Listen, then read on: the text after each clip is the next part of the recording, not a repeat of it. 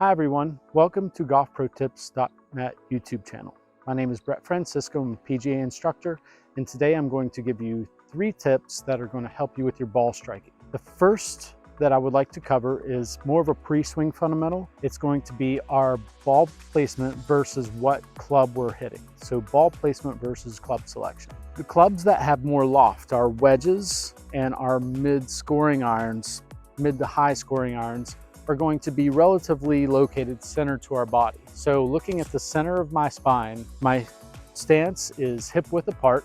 I'm going to set up in position where ball is going to be centered right to my body. That's basically going to be wedges all the way through your 7-iron. There's a little give and take, but that's typically the case. When we're swinging those clubs, we typically have a descending blow into the ball, so our angle of attack is steep. With the lower lofted clubs, we're going to be placing the ball more forward in our stance because it has lower loft.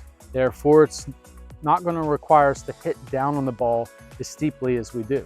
As you incrementally change from 6, 5, 4, 3 into your fairway woods, hybrids, and driver, you're going to incrementally move forward in your stance. Now, everybody's a little bit different, so there's not like one specific position for everybody, but if we start with our wedges in the middle and incrementally work our way up, so the driver is going to be relatively positioned off of our big toe on our left foot for the right-handed golfer, we're going to be in a pretty good spot. So with that being said, I'm now going to give you the second drill to help with our ball striking abilities. Far too often do I see people making a swaying motion throughout the swing. So I'll see people sway hard right, sway hard left.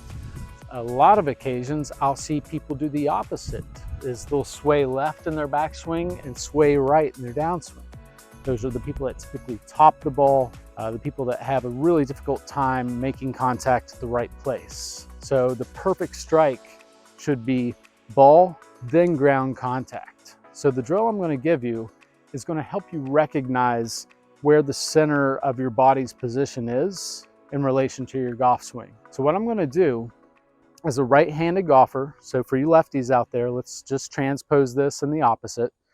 I'm going to take my lead foot, so for us righties, it'll be my left, and then I'm going to take my right foot and I'm going to put it directly behind me. So from a down the line perspective, it looks like I'm on my tippy toes of my right foot and my weight, my foundation is purely on my left. So from here, I want to visualize just one straight line. So down my left leg, up through my spine, it stays centered. So I'm going to take a short back and follow through. And what I don't want to have happen here is if I take it back and I have to reset my feet, or if I go forward and I have to reset my feet, that's telling me that stability is an issue.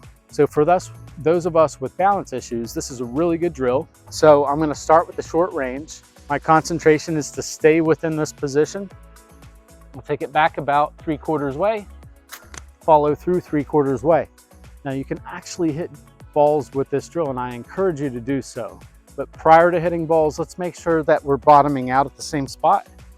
So start with the wedge, work this position, get comfortable with it. And once you feel like you're bottoming out and hitting the spot relative to in line with your left foot, then we can place the ball in, start getting some results.